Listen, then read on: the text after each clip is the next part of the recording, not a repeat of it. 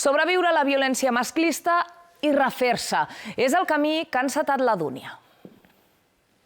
Ya no soy la misma de antes.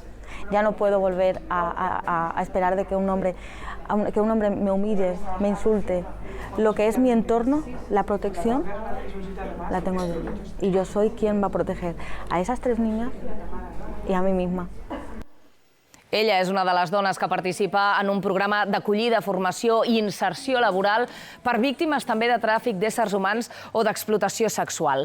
El projecte de la Generalitat acompanya 99 dones i enguany 41 ja han acabat la formació. Nosaltres hem parlat amb 3 d'elles.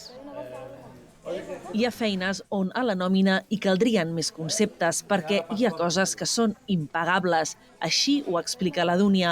Per ella treballar és la porta a la llibertat. El pare de les seves 3 filles li havia prohibit treballar fora de casa. Va ser el seu agressor durant més d'1 dècada. Que yo no valía nada, que yo no era nadie. Me daba miedo ir a una psicóloga. Decía, bueno, me van a tratar de loca.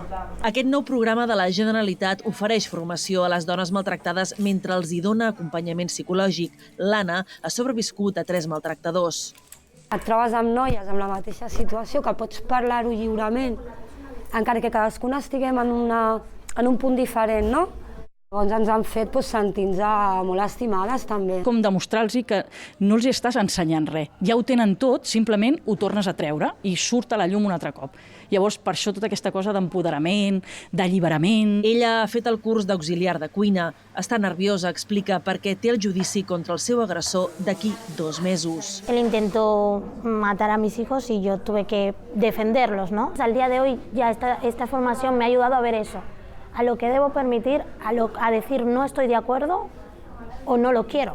Volen deixar de sobreviure, volen viure i veure's de nou serenes quan el mirall els hi retorni la imatge.